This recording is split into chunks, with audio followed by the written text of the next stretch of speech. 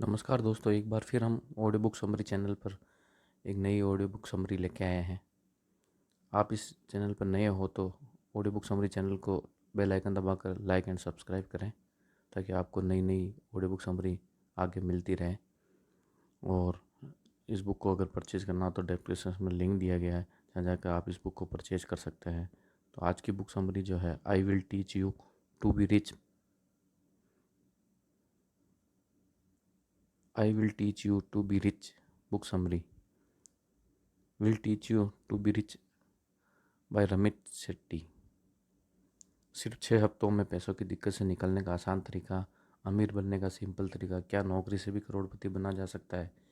सिर्फ 6 हफ्तों में पैसे की दिक्कत से निकलने का आसान तरीका, psychology of rich people, how to become rich, simple step to get rich, smart investment technique to become rich, money management by Ramesh Setty. I will teach you to be rich. पैसा हमारी लाइफ में बहुत ही इंपॉर्टेंट चीज़ है। इसको लेकर बहुत सारे डिसबिलीफ्स भी हैं, बहुत सारे मिथ्स भी हैं। सभी के अपने अपने थॉट्स हैं, लेकिन सबसे महत्वपूर्ण बात इसका मैनेजमेंट और इसका इस्तेमाल। तो सवाल ये उठता है कि क्या आपको पैसे का सही इस्तेमाल करना आता है या फिर नहीं आता है? क्या आप हिसाब किताब में कमज़ोर है? क्या आपको लगता है कि अगर और पैसे होते तो आपकी लाइफ सेट होती? क्या आप मानते हैं कि आप फाइनेंस ठीक से हैंडल नहीं कर सकते?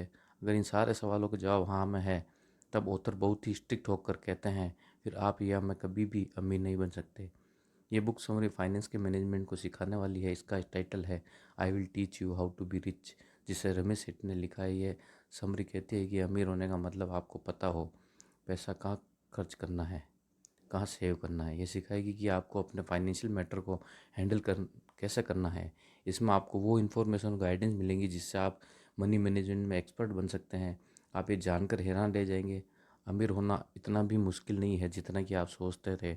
पैसा सेव करना ऐसा ही है जैसे कि मीठा खाना।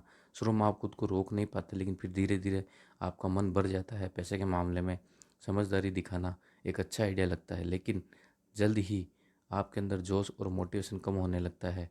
फिर आप पहले वाले रूटीन पर आ जाते हो, जब चाहे तब पैसे खर्च ही कर लिए और कोई हिसाब किताब भी नहीं रखा।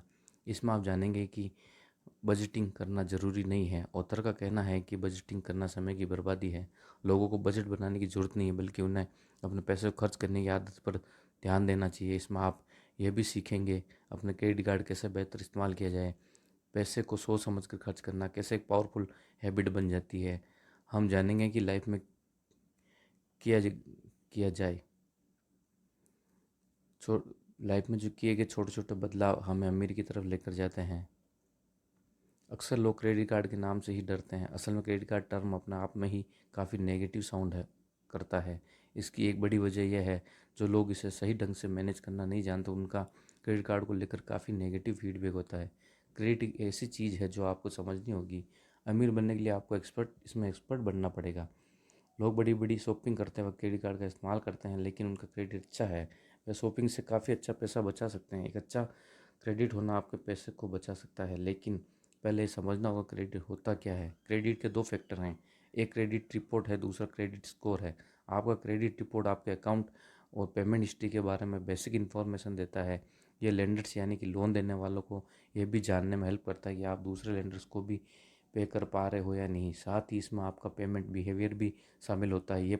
यह भी पता चलता है कि कहीं आपकी कोई लेट पेमेंट तो नहीं है। आपका क्रेडिट स्कोर एक नंबर है जो कि लेंडर्स बताता है कि आपको क्रेडिट देने में उन्हें रिस्क है या नहीं, अगर है तो कितना रिस्क है। आपका क्रेडिट स्कोर 300 से 850 के बीच कुछ भी हो सकता है। लेंडर इस नंबर और आपके क्रेडिट स्कोर के बीच यह डिसाइड करेगा उसे आपको कितना पैसा देना चाहिए। क्रेडिट स्कोर जितना हाई होगा उतना बेहतर है, इसलिए एक हाई क्रेडिट स्कोर के लिए जितना हो सके अपनी पेमेंट जल्द से जल्द जमा कर दें। अब आप सोचेंगे यह चीज़ें जानना क्यों ज़रूरी है? वह इसलिए क्योंकि अच्छा क्रेडिट स्कोर आपको इंटरेस्ट चार्ज में हेल्प करता है। गुड क्रेडिट स्कोर आपके ढेर सारे पैसे तो बचा सकता है। मान लीजिए कि आप घर खरीदने की सोच रहे हैं, बैंक एक हाई इंटरेस्ट चार्ज के साथ लोन देता है, लेकिन अगर आपका गुड क्रेडिट स्कोर है तो ये इंटरेस्ट आराम से पे हो सकता है। क्रेडिट कार्ड को लेकर कई तरह के नेगेटिव रिव्यू सुनने को मिलते हैं, जैसे कि लेट पेमेंट करने पर आपको भारी भरकम चार्ज देना पड़ता है। कई बार आपके अकाउंट में ऐसे चार्ज होते हैं जिनके बारे में आपको पता ही नहीं होता है। लेकिन ये सब आपके साथ तभी होता है जब आप अपना क्रेडिट कार्ड ठीक से मैनेज नहीं कर पाते। लोग क्रेडिट कार्ड ऐसे यूज़ करते हैं जैसे वह उनके लिए पैसों का एंडलेस सोर्स हो। क्रेडिट कार्ड को हम ये कुछ इस तरह से देख सकते हैं, लेकिन ये एंडलेस सोर्स फ्री में नहीं आता है। इसके अपने कुछ साइड इफ़ेक्ट भी हैं, जैसे मान लो आपने कोई पेमेंट मिस कर दी तो आपका क्रेडिट स्कोर ड्रॉप हो सकता है। जिस कंपनी से आपने क्रेडिट कार्ड लिया है वह आपका एनुअल परसेंटेज रेट APR बढ़ा सकती है। इससे बड़ी बात तो यह है, आपको लेट फ़ी पे करना पड़ सकता है, लेकिन आप टाइम पर सारी पेमेंट करके एक्स्ट्रा चार्ज देने से बच सकते हैं। अपने क्रेडिट कार्ड को ऑप्टिमाइज़ करने का एक यह तरीका है। ऑप्टिमाइज़ करने का एक दूसरा तरीका है, आप अपनी क्रेडिट कार्ड कंपनी को कॉल करें, उनसे पूछिए कि क्या वो आपकी फ़ी या चार्जेस माफ़ कर सकते हैं।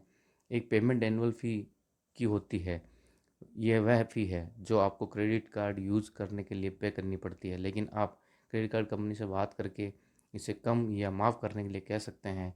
मार्केट में कई सारी क्रेडिट कंपनियां हैं, कार्ड कंपनियां हैं जो ये फ़ीस नहीं लेती ताकि उन्हें ज़्यादा से ज़्यादा कस्टमर मिल सके। अगर आप भी एनुअल फ़ी पे कर रहे हैं तो आप अपनी कंपनी को बोलकर इससे साफ माफ़ करवा सकते हैं। अगर वह ऐसा नहीं करते तो आप एनुअल फ्री क्रेडिट कार्ड चुन सकते हैं। ऑप्टिमाइज़ करने का दूसरा तरीका है, कोशिश कीजिए कि आप लोग लोन APR पर नेगोशिएट कर सके। आपका APR वह इंटरेस्ट रेट है जो कंपनी आपको क्रेडिट कार्ड यूज़ करने के लिए देती है। आमतौर पर APR 14% पर होता है। सुनने में यह काफ़ी बड़ा लगता है, लेकिन यह सच है कि कंपनी आपको एक बड़ी रकम उधार पर दे रही है। तो एक तरह से यह आपके लिए विन विन सिचुएशन है। इसलिए कंपनी को कॉल करके कम APR के लिए पूछिए। अगर वह कहे कि उन्हें ऐसा क्यों करना चाहिए तो उन्हें ऐसा करने का वाजिब कारण दो। जैसे कि आप कई बार कई महीनों से अपने बिल टाइम पर पे करते आए हैं, उनसे बताओ कि आप उन कंपनियों को भी जानते हैं जो कि लोअर APR को ऑफ़र करती है, इसलिए आप किसी और कंपनी का क्रेडिट कार्ड ले सकते हो। हालांकि एक ही कंपनी के लॉयल कस्टमर बने रहने के अपने कुछ फ़ायदे होते हैं। लेंडर्स अपनी लॉन्ग क्रेडिट हिस्ट्री को अप्रिशिएट करेंगे। लेंडर्स ये देखना चाहते हैं कि क्या भरोसे के लायक है या नहीं, क्या आप टाइम पर पेमेंट कर पाएंगे या नहीं। अपने क्रेडिट कार्ड को ऑप्टिमाइज़ करने के लिए लोअर फी और APR के लालच में आने की ज़रूरत नहीं है। क्रेडिट कार्ड की तरह बैंक भी उतने ही पोज होते हैं। अगर बैंक यंग लोगों का फ़ायदा उठाने की कोशिश करते हैं, यंगस्टर्स को इंटरेस्ट रेट और फी जैसे टॉपिक थोड़े डराते हैं, इसलिए बिना सवाल किए जो भी पे करना है वो पे कर देते हैं। लेकिन इस कॉन्सेप्ट को समझने के लिए सिर दर्द को दूर किया जा सकता है। ऑनलाइन बैंकिंग बैंक के लिए एक अच्छा तरीका है, वे अपने कस्टमर का इंटरेस्ट रेट बढ़ा सकें। पैसे से जुड़ी हर सर्विस के लिए लोग बार बार बैंक जाना पसंद नहीं करते। इसके बजाय वे एक सुविधाजनक तरीका ढूंढना चाहते हैं। ऐसे में ऑनलाइन बैंकिंग एक अच्छा ऑप्शन नज़र आता है। जो सेविंग आप ऑनलाइन बैंक में डालते हो वह बहुत ज़्यादा बढ़ जाता है। वह वो फीस भी नहीं लेते जो नॉर्मली आपको रियल बैंक चार्ज करती है।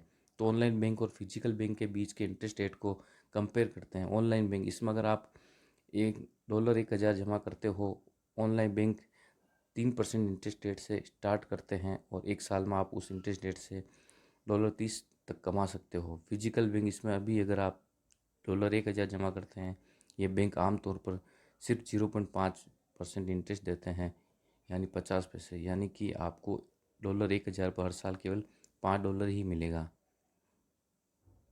आपको समझ में आया कि इन दोनों में कितना फ़र्क है। ऑथर ने अपना ऑनलाइन बैंक अकाउंट कैसे सेटअप किया।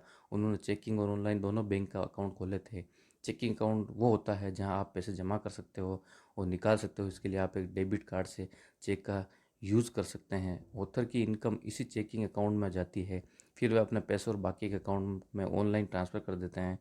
बैंक हमें इंटरेस्ट रेट भी ऑफ़र करते हैं जब आप अपने चेकिंग अमाउंट में पैसे जमा करते हो। सेविंग अकाउंट, जैसा कि नाम से ही पता चलता है, वह अकाउंट है जिसमें आप स्पेशल मौके जैसे हॉलीडे, फेस्टिवल के लिए पैसा सेव करते हो। पहले चेकिंग और सेविंग अकाउंट के बीच सिर्फ इंटरेस्ट रेट का फ़र्क होता था।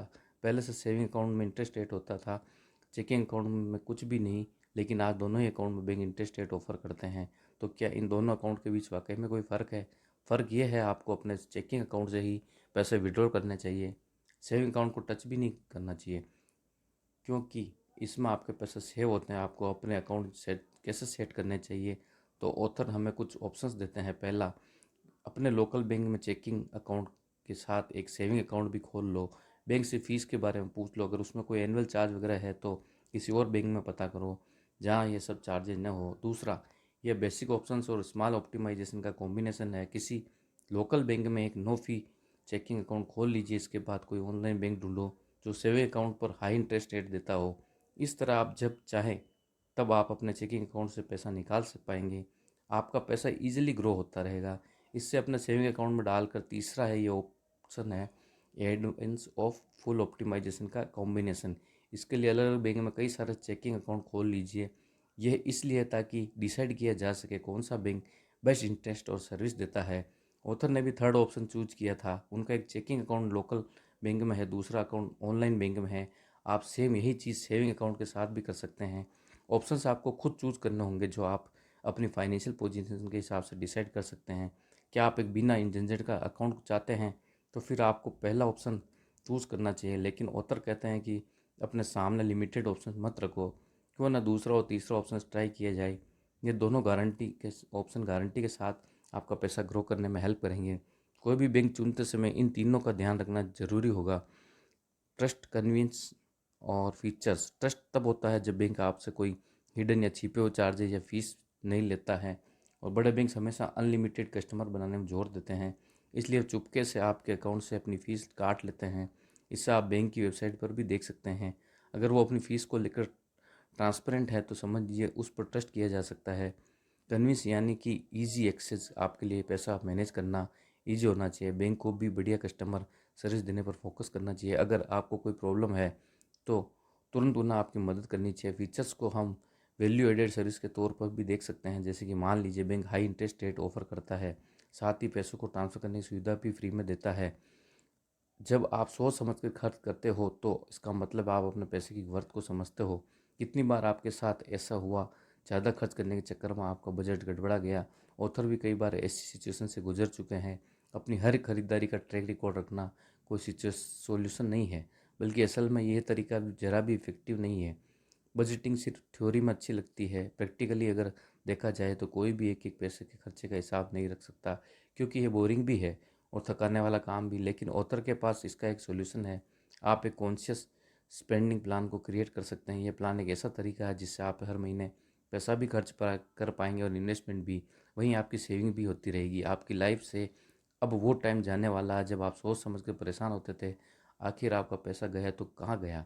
कॉन्शियस स्पेंडिंग प्लान थ्रिफ्ट यानी कंजूस बनने पर फोकस करता है। थ्रिफ्ट यानी कंजूस होने और क्लिप चीप होने में ज़मीन आसमान का फ़र्क है। थ्रिफ्ट होने का मतलब है सिर्फ उन्हीं चीज़ों पर खर्च करना जो आपको चाहिए। थ्रिफ्ट होने का मतलब यह नहीं आप अपने खर्चों में कटौती कर लें, बल्कि हमें डिसाइड करने में हेल्प करता है कि हम केवल उन्हीं खर्चों पर चीज़ों पर खर्चा करें वो वाकई में हमारे लिए इम्पोर्टेंट है। लोग अक्सर थ्रिफ्टन को मुश्किल इसलिए समझते हैं क्योंकि वह डिसाइड नहीं कर पाते उनके लिए क्या इंपॉर्टेंट है और क्या नहीं। कॉन्शियस स्पेंडिंग प्लान के 4 फैक्टर्स होते हैं: फिक्स कॉस्ट, इन्वेस्टमेंट, सेविंग और गिल्ट फ्री स्पेंडिंग। यह वह चीज़ें हैं जिनके लिए आपको पे करना पड़ता है, जैसे कि रेंट, रोज़मर्रा की ज़रूरत का सामान और एजुकेशन पर खर्चे। आपको अपनी इनकम से 50 से 60% इस फैक्टर में देना होगा। लेकिन आप ये फिगर आउट कैसे करेंगे? सबसे पहले तो आप अपने फिक्स्ड कॉस्ट की लिस्ट बना लो। ये उनमें से कुछ भी हो सकते हैं और आप पब्लिक ट्रांसपोर्ट, ग्रोसरी और कपड़ा वगैरह भी ऐड कर सकते हैं। अगर आप नहीं जानते कि किस चीज़ का पर कितना खर्च करते हैं तो थोड़ा पता लगाइए। पिछले 3 महीने के अपना क्रेडिट कार्ड स्टेटमेंट या शॉपिंग रिसिप्ट पर एक नज़र डालिए, फिर सब कुछ ऐड करके लिखिए। एक बार आपने यह कह दिया कर लिया तो उसमें 15% जस्ट इन केस कैटेगरी शामिल कर दो। इसमें आपका हर महीने के खर्चे शामिल नहीं हैं, बल्कि वो खर्चे जो अचानक से कभी कभार खर्च करने पड़ते हैं, जैसे कि कार की रिपेयर करवाना, किसी खास मौके के लिए, कपड़े खरीदना या ड्राई क्लीनिंग। ऑथर ऐसे अनएक्सपेक्टेड खर्चों के लिए हर महीने $150 अलग से रख लेते थे। इस फैक्टर्स के लिए आप अपने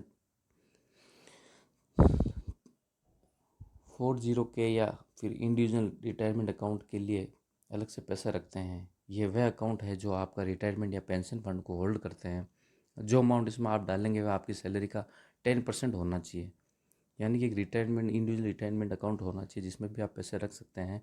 और ये जो रिटायरमेंट या पेंशन फंड को जो होल्ड करता है वो अमाउंट आप इसमें डालते जाएंगे, वह आपकी सैलरी का 10% होना चाहिए। क्या आप अपनी सैलरी 10% हिस्से को लेकर श्योर नहीं है कि उसका क्या करना चाहिए? आपको ऑनलाइन कई इन्वेस्टमेंट कैलकुलेटर मिल जाएंगे जिनसे आप पता लगा सकते हैं कि आपके पेंशन फंड में कंट्रीब्यूशन के हिसाब से आपको कितना रिटर्न मिलेगा। इससे आपको ये डिसाइड करने में हेल्प मिलेगी ये किसी भी प्रकार का गोल हो सकता है, चाहे उसे अचीव करने में कितना भी टाइम लगे। ये क्रिसमस गिफ्ट के लिए है, सेविंग करने जितना छोटा भी हो सकता है, या फिर शादी के खर्चे के लिए, या फिर लॉन्ग टर्म गोल जैसे कि ईएमआई पे करने के लिए भी हो सकता है।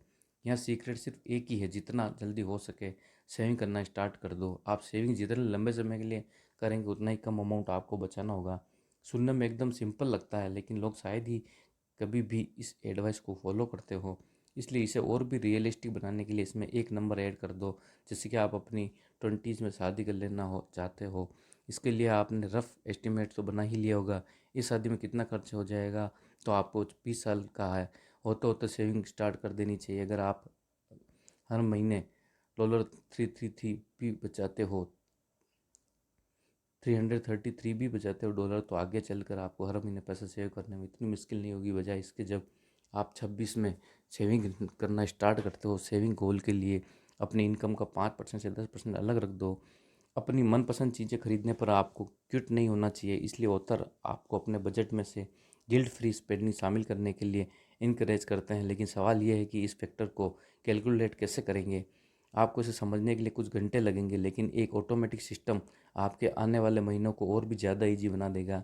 एक ऑटोमेटिक सिस्टम होने से जब कुछ ऑटोमेटिकली होने लगता है, अगर आपने पहले से ही अपना एक कॉन्शियस स्पेंडिंग प्लान बना रखा है तो आपको बधाई हो, आप आधा ऑटोमेटिक सिस्टम बना चुके हैं। ऑटोमेटिक मनी फ्लो के लिए अपने सारे अकाउंट के इसको साथ में लिंक कर दो। हर चेकिंग के लिए एक चार्ट बनाओ। सेविंग, क्रेडिट कार्ड, इन्वेस्टमेंट जो भी आपके पास है, इससे आपको हर सिंगल परचेज का हिसाब रखने में आसानी होगी। अपने चेकिंग अकाउंट को अपने क्रेडिट कार्ड अकाउंट से लिंक कर दो। ऑटोमेटिक ट्रांसफ़र सेट कर दो ताकि जब भी आपको ज़रूरत पड़े आप अपने बिल्स पे कर सकें। साथ ही अपने चेकिंग्स अकाउंट को भी अपने सेविंग अकाउंट से लिंक कर दो। जाहिर है आपकी सैलरी या का 5% वही सेव होगा जिसके लिए आप सेव करना चाहते हो। तो ये बुक समरी आपको कैसी लगी? ये बुक समरी आपको अच्छी लगी तो इसको लाइक एंड सब्सक्राइब कीजिएगा। और ये बुक अगर आप परचेज़ करना चाहते हैं तो ऑनलाइन आप डिस्क्रिप्शन में लिंक दिया गया, वहाँ से जाकर आप परचेज़ कर सकते हैं। और अगर आपको फाइनेंशियल जर्नी स्टार्ट करनी है स्टॉक मार्केट में, तो आपको यहाँ पर डिस्क्रिप्शन में लिंक दिया गया, जहाँ जाकर आप अपना डीमेट अकाउंट भी ओपन कर सकते हैं। धन्यवाद दोस्तों, ये ऑडियो बुक समरी सुनने के लिए।